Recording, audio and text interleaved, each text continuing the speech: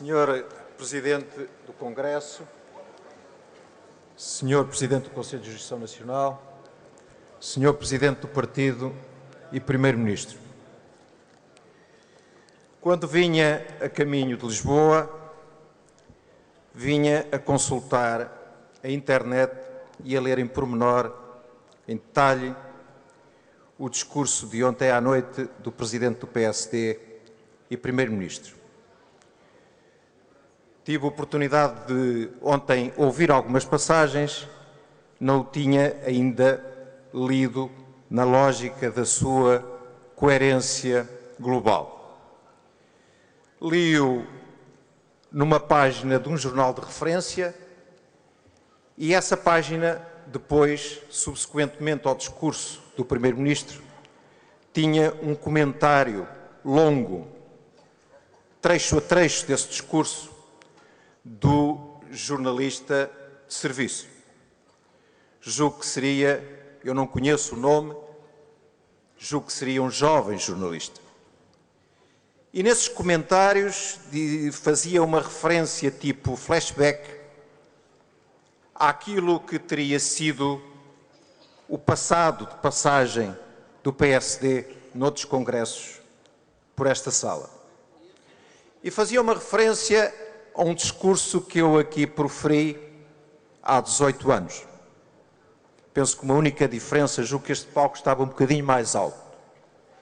E dizia o senhor jornalista que tinha sido um discurso célebre e triste. Como imagino que esse jornalista, que eu não conheço, é um jovem jornalista, eu quero lhe dizer daqui que o discurso ficou célebre, é verdade, mas não ficou para a história como um discurso triste. Penso que só a ignorância do que é o essencial dos traços de caráter do PSD é que podem dizer que esse foi um discurso triste. Acho que foi um discurso alegre, otimista, frutuoso do ponto de vista da afirmação dessa lógica de traços de caráter. Em primeiro lugar, porque foi um discurso frontal e, passa em modéstia, corajoso, de alguém que disse o que pensava naquela altura. Mas foi também um discurso que se pautou a seguir pela tolerância deste partido, que aqui beligerou, que aqui conflituou, mas que saiu daqui unido para combater o adversário comum no dia seguinte. E foram muitos dos militantes que discordaram de mim nessa noite, que anos depois me elegeram presidente do PSD. Ora, é esta a força do nosso partido. Mas este discurso também teve uma tónica, afirmar alguns pressupostos ideológicos. E nessa altura, ao contrário de hoje, eu tinha um determinado tipo de preocupações. Mas vejo que hoje o partido continua a ter uma preocupação que eu tinha há 18 anos, a de não tergiversar naquilo que é a afirmação dos seus valores, das suas convicções ideológicas. Eu falei na altura que era preciso apostar em social-democratizar o partido com clareza. Hoje que vejo que muitas moções, muitos discursos, muitas intervenções, como a do líder parlamentar Luís Montenegro há pouco, reafirmam a vontade de clarificar perante os portugueses que nessa matéria podem estar descansados. Em época de abundância ou em época de crise, nós somos coerentes com o legado ideológico que recebemos do fundador do partido. Mas aqui à entrada, alguns senhores jornalistas perguntaram-me o que é que eu vinha aqui fazer. E eu respondi que vinha assumir as responsabilidades decorrentes de um direito, sou membro vitalício deste Congresso e do Conselho Nacional, e de um dever. Um dever que decorre de quê? Um dever que decorre de vários argumentos circunstanciais que dão mais força a este direito e a este dever. Como quais?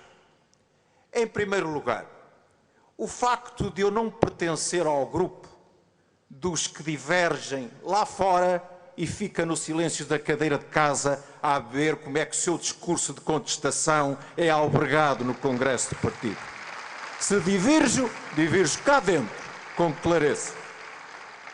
Em segundo lugar, não pertenço ao grupo daqueles que, somando vitórias, e eu somei muitas vitórias para o PSD ao longo da minha carreira política, vêm aos congressos para receber os louros decorrentes dessas vitórias. Eu vim a este congresso para assumir a responsabilidade da derrota no Porto, que é minha, exclusivamente minha e de mais ninguém. E venho a este congresso também porque não tenho calculismos quando tenho a convicção que o partido está a defender o interesse nacional de uma forma extremamente capaz e competente.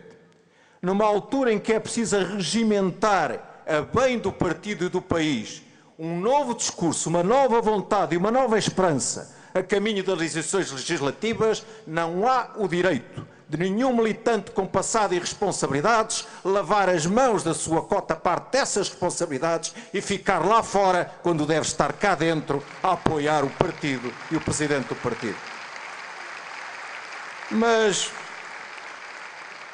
companheiros, porque não quero ser longo, mas tinha 3 ou 4 assuntos em que tinha que tocar. E o assunto eleições no Porto toco tão somente por assunção de responsabilidades individuais, mas também porque acho que há, nesse processo eleitoral, algo que é importante o partido ter em linha de conta no futuro próximo do combate político em Portugal.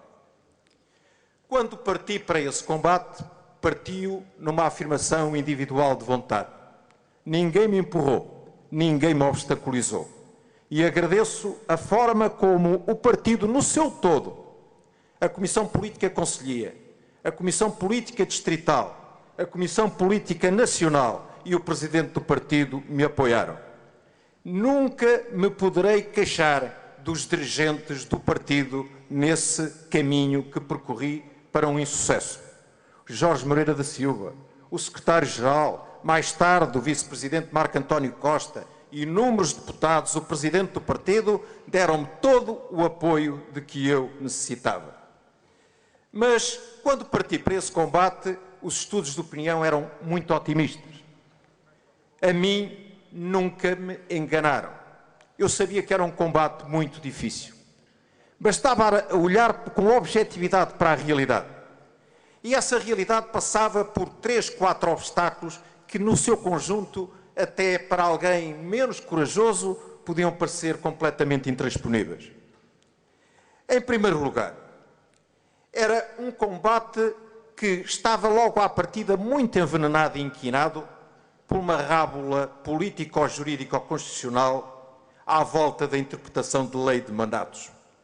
É preciso que tenhamos consciência que eu e outros companheiros fomos candidatos a uma Câmara Municipal a escassos 20 dias de eleições, depois de inúmeros telejornais serem abertos ao longo de um ano, a afirmarem categoricamente que nós nunca seríamos candidatos.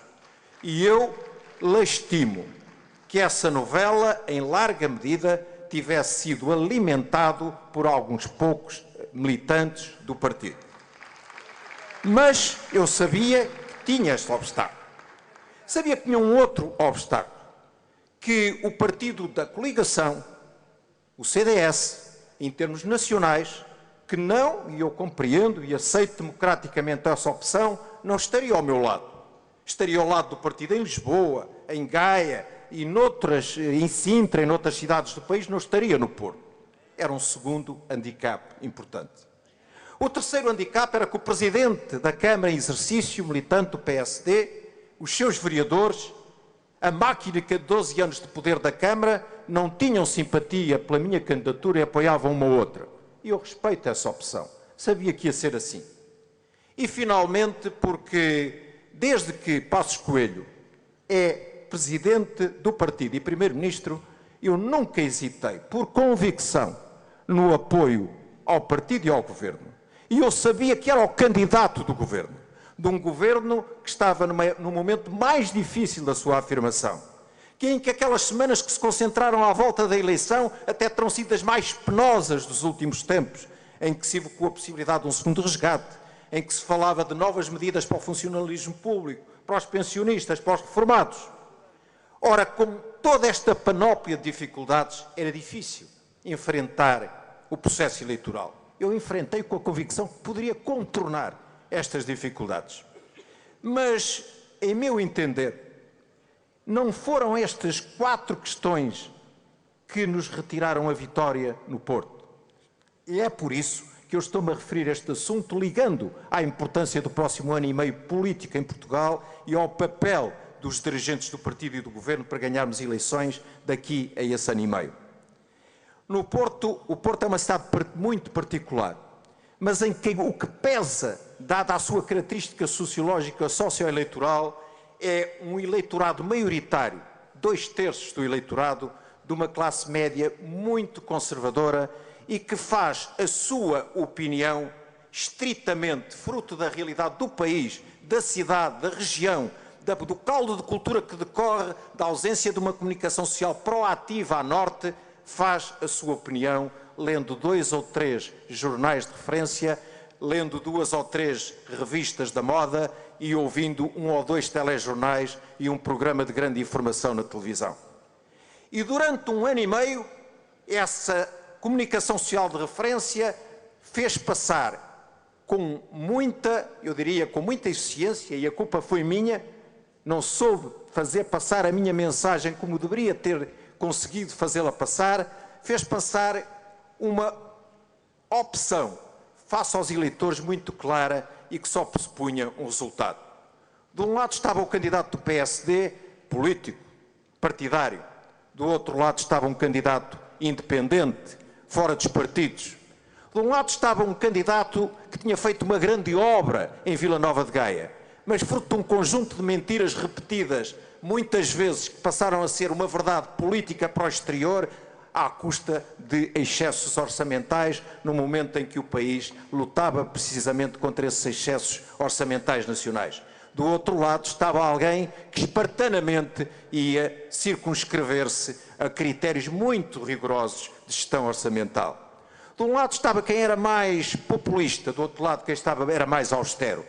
Eu, se fosse um desses 130 mil eleitores, não teria votado no Luís Filipe Menezes e teria votado no candidato que ganhou as eleições no Porto. O que é que eu quero dizer com isto? Pedro Passos Coelho e o Governo e o Partido têm que compreender que o que é verdade não é o que é de facto verdade, mas é aquilo que chega através da opinião pública, à opinião pública para a opinião publicada como a verdade oficial. Temos que ser mais eficientes a passar a nossa mensagem. Temos que ser mais claros no nosso discurso. Temos que ser mais pragmáticos na defesa das nossas medidas. E eu não tenho qualquer dúvida. Se já tivéssemos nesse grau de exigência neste momento, as sondagens já dariam, face àquilo que foi o caminho percorrido pelo Governo e aquilo que é o papel da oposição, as suas propostas e a sua demagogia, já dariam uma larga maioria ao PSD nos estudos de opinião. Portanto, companheiro Pedro Passos Coelho, não chega a governar bem, não chega a obter resultados. É preciso que aqueles que estão lá fora compreendam que estamos a governar bem e que estamos a obter esses resultados. Uma segunda questão ligada com esta, e hesitei até em falar dela face às intervenções que tenho ouvido e ao clima que tenho assistido, que tem decorrido este Congresso. Porque extraordinariamente é um clima de uma particular unidade responsável. Isto diz muito da força de caráter do PSD. Mas, no entanto, não posso deixar de tocar numa questão. No exercício do poder disciplinar feito pelos órgãos próprios, pelo Conselho de Jurisdição Nacional, em relação a alguns militantes do partido.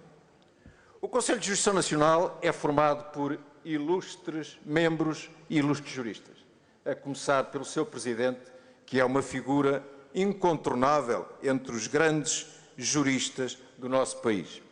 E, portanto, eu não vou discutir as decisões do Conselho de Jurisdição Nacional em termos jurídicos. Estou certo que o exercício de afirmação de decisão do Conselho de Jurisdição foi meditado e foi cingido a critérios jurídicos muito rigorosos.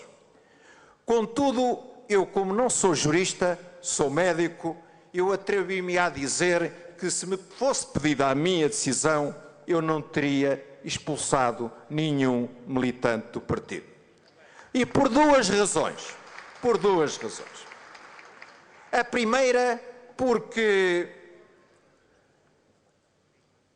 a disciplina partidária cada vez mais deve ser a autodisciplina. Eu, no dia em que divergir, como tenho visto alguns poucos companheiros do PSD a divergir deste partido, dia que eu não acredito, pelo menos nos próximos tempos, que acontecerá a curto prazo, eu terei a atitude de dignidade e caráter de primeiro entregar o meu cartão de militante aos órgãos do partido. Eu acredito nesse controle de autossatisfação de uma vontade e de um caminho alternativo que se quer percorrer.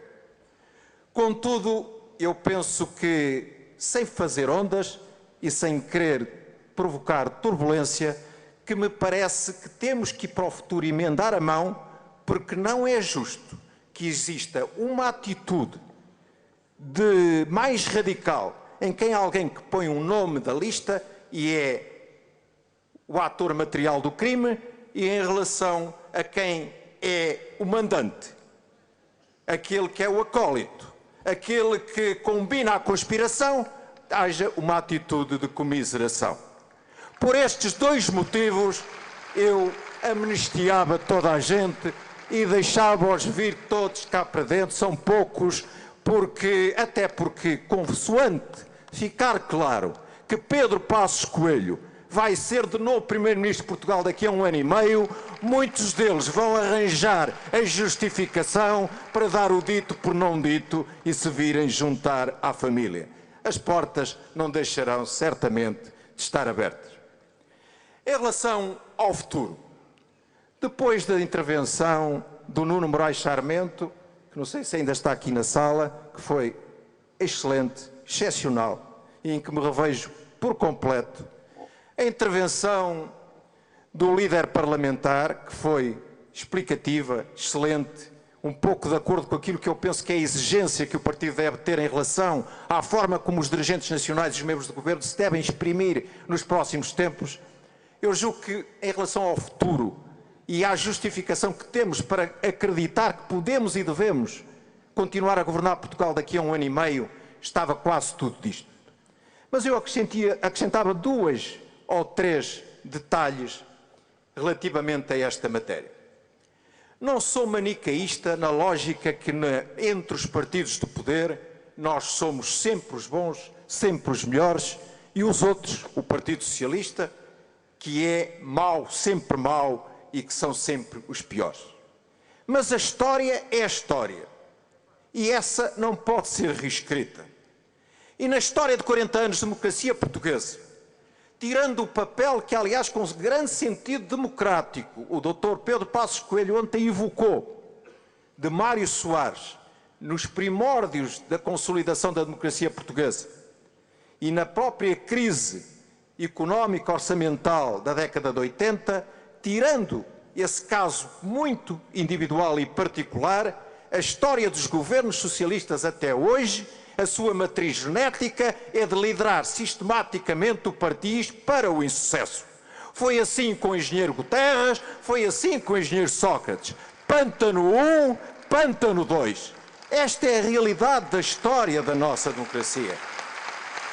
E a realidade da história da nossa democracia é que, se há marcas da nossa democracia que a consolidaram, que a atiraram para uma integração europeia bem-sucedida, para a modernização da economia, para a competição global, essas marcas chamam-se Sá Carneiro e Francisco Balsemão, na luta pela afirmação democrática contra a tutela militar, as primeiras grandes reformas estruturais.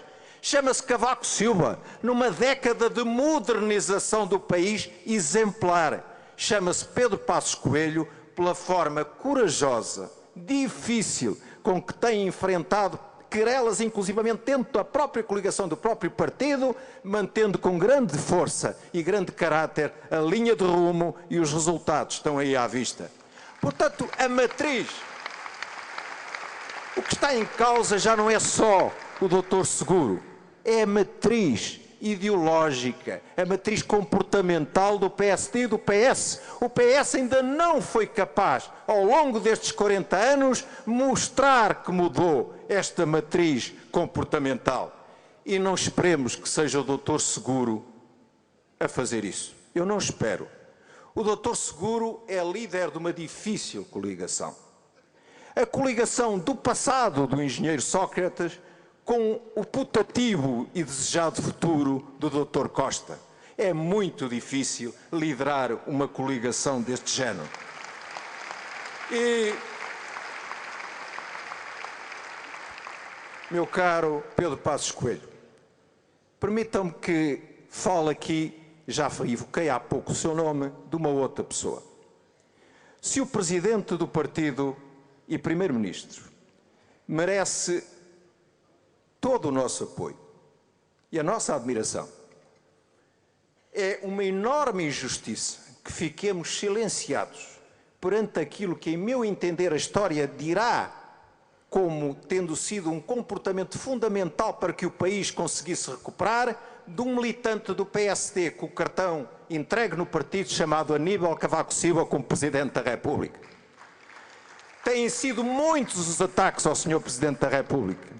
E eu lembro que o Presidente da República tem tido a independência sensata neste caminho.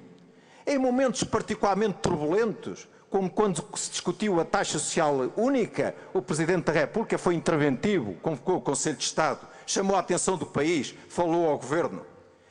Em determinados momentos, vetou, ou pelo menos mandou para o Tribunal Constitucional alguns diplomas que acabaram por não ser aprovados com a lógica que, porventura, nós, enquanto Governo, desejaríamos. Mas também teve a enorme sensatez, a enormíssima sensatez de, na altura própria, abrir um debate que, na altura, toda a gente ridicularizava, mas que hoje está aqui na calha como o debate do futuro, o debate do pós-Troika. Saber o que é que Portugal e o seu Governo têm que fazer para sentarem em cima do trabalho e dos resultados desse trabalho dos últimos 3 anos e lançar o país para a recuperação. Ou então, a forma como enfrentou a crise de coligação do verão, em que, com enorme sensatez, sentido pragmático e patriótico, reconduziu calmamente a continuidade deste Governo, nem tendo tão pouco consultado o Conselho de Estado. Cavaco Silva é um homem acisado. É um homem patriota e o país vai-lhe ficar a dever muito daquilo que são os resultados que, do ponto de vista de estabilidade, estamos a conseguir com o Primeiro-Ministro Pedro Passos Coelho. Para terminar, meu querido Presidente do Partido, a caminho das eleições legislativas e face às intervenções do Nuno Moraes Sarmento e do Luís Montenegro, não vou aqui tecer considerações de ordem ideológica, de ordem programática ou de ordem mesmo de programa governativo. Isso cabe-te a ti e cabe aos dirigentes nacionais e a todos aqueles que, na esteira do discurso que aqui ouvi, devem repetir as mensagens que aqui foram evocadas. Mas há alguns instrumentos a contornar ou a utilizar para termos sucesso nas eleições legislativas. Um deles é ultrapassar com sucesso as eleições europeias. E atrevo-me, com o estatuto que me honra ter tido neste partido e que quero manter, porventura, a meter a foice em seara alheia, ou seja, na seara do Presidente do Partido e da Comissão Política Nacional. Bom, mas quem disse aquela frase aqui há 18 anos tem desculpa para tudo. E, portanto, meu caro Presidente do Partido, 2 questões. Primeira questão. Está em aberto, na moção da Comissão Política Nacional, a possibilidade de haver uma coligação nas eleições europeias, coligação nas eleições legislativas. A opinião deste militante do partido, que não foi apoiado pelo CDS nas eleições do Porto, que viu o vice-primeiro-ministro Paulo Portas a fazer uma opção feroz à sua candidatura, a minha posição é de sentido de responsabilidade. Em meu entender, deve haver uma coligação com o CDS, se possível, já nas eleições europeias. E porquê? Por dois motivos fundamentais. Em primeiro lugar, porque será uma pedra definitiva na ideia da instabilidade desta coligação. Se é verdade que depois do verão têm passado sinais inequívocos de unidade e coesão, uma coligação formal nas eleições europeias será o final das dúvidas de qualquer cidadão português eleitor em relação à força e à vontade destes dois partidos continuarem este projeto em conjunto. Em segundo lugar, porque um casamento precisa do noivado. E se há casamento lá adiante nas legislativas, é bom que se comece desde já a noivar para que nos começarmos a conhecer melhor os hábitos uns dos outros. Segunda questão.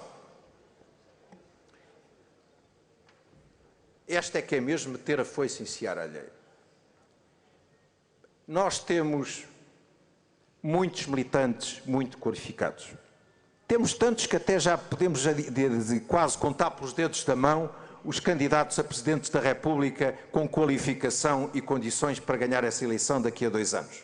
Se os temos para a presidência da República, temos com certeza para liderar uma lista ao Parlamento Europeu. Muitos. Contudo, eu, se fosse presidente do partido, eu escolheria um candidato. Escolheria para cabeça de lista ao Parlamento Europeu o Dr. Paulo Rangel. Escolheria o Dr. Paulo Rangel por vários motivos. Porque não me movimento por estado de alma. Porque sou pragmático. Porque acima do interesse pessoal ou de qualquer revanche que pudesse prevalecer no meu espírito, está o interesse do meu partido e o interesse do meu país. E neste momento esse militante tem a seu favor várias justificações. Tem uma boa imagem na opinião pública e na opinião publicada.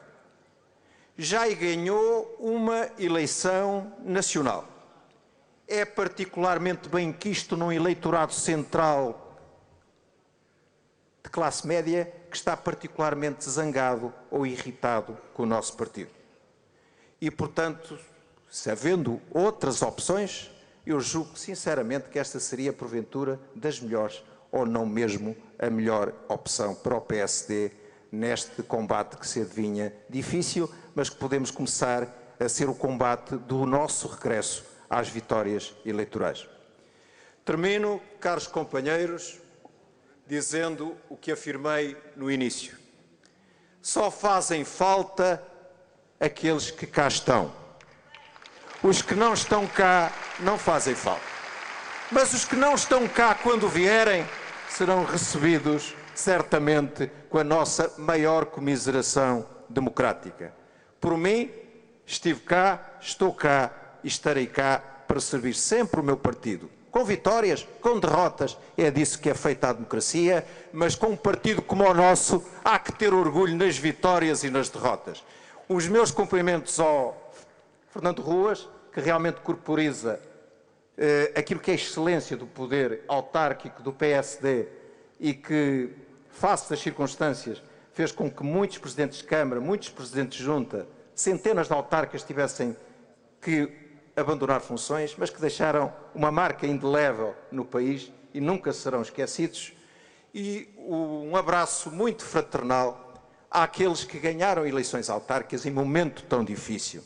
Não posso elencá-los todos, mas o Ribal Esteves, mas o Almeida Henriques, mas o Álvaro Amaro, mas no meu distrito, contra a corrente, recuperar em primeiro mandato uma Câmara como a da Trofa, ganhar a Câmara de Amarante, ou eu, sendo um portuense de Ovar, ganhar a Câmara de Ovar, significa que foi possível ter estas vitórias.